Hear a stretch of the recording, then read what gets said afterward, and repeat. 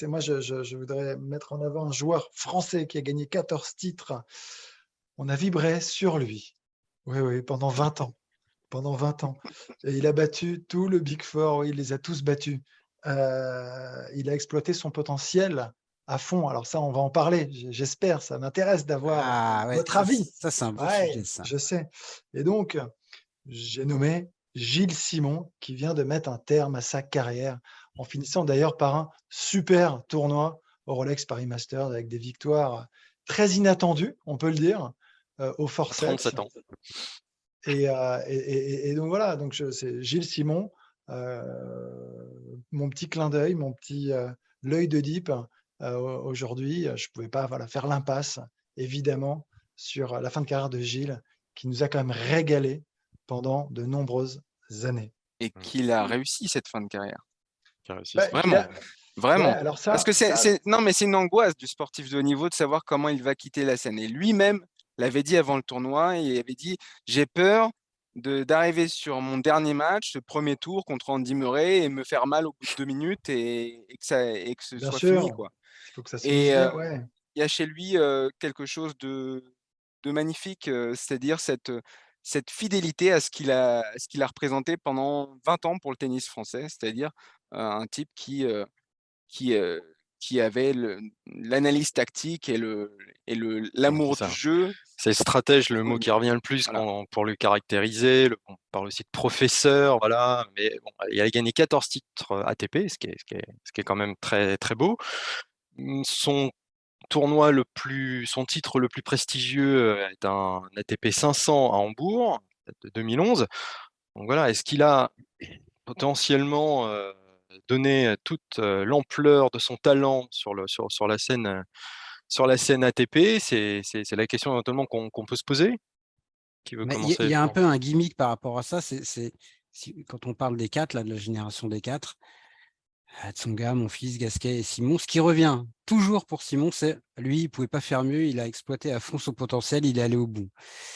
Et je comprends très, très bien pourquoi on dit ça. Je vous conseille de lire un papier qui a été fait par Rémi Bourrière, notre camarade Rémi sur Eurosport.fr la semaine dernière, et qui pose la question justement et qui prend un peu le contre-pied, en tout cas sur la question de départ, de cette image d'Épinal de Gilles Simon, et notamment des anciens coachs à lui qui vont complètement à l'encontre de ça et qui disent que non, justement, il n'a pas exploité à fond son potentiel et qu'il avait tout pour faire beaucoup, beaucoup mieux, et que pour tout un tas de raisons, peut-être notamment un travail trop tardif sur le mental, il en a parlé, Gilles Simon, il dit en gros, j'ai commencé à travailler certains aspects, notamment le mental, quand il avait 26 ans, et il dit c'était trop tard en fait pour devenir le joueur que j'aurais pu être.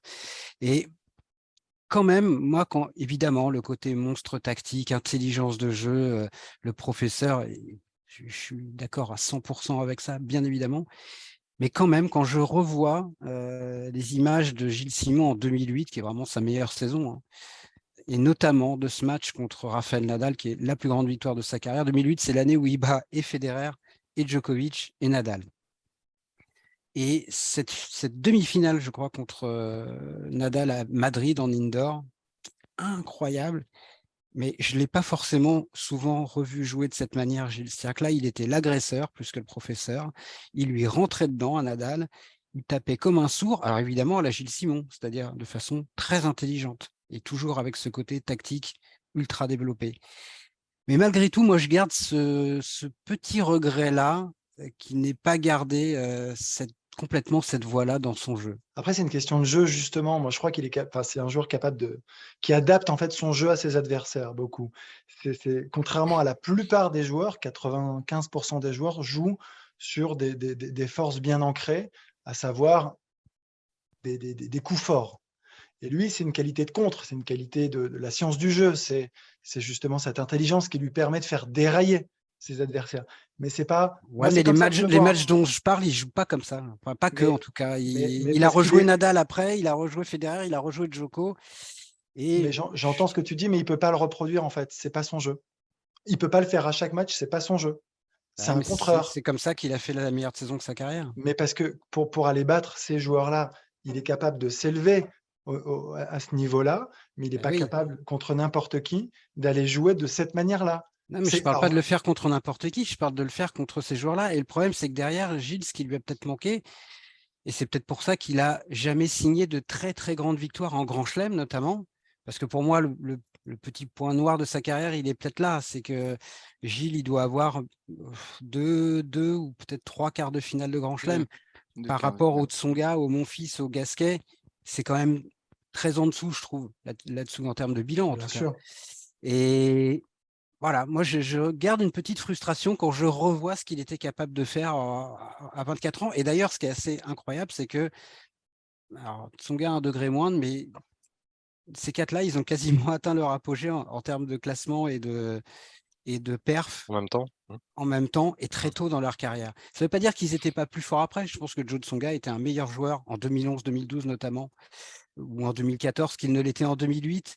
Mais il n'empêche quand même que c'est à 21 ans. Gasquet n'a jamais allé plus haut en termes de classement que sa 7e place en 2007 à 21 ans et quelques jours.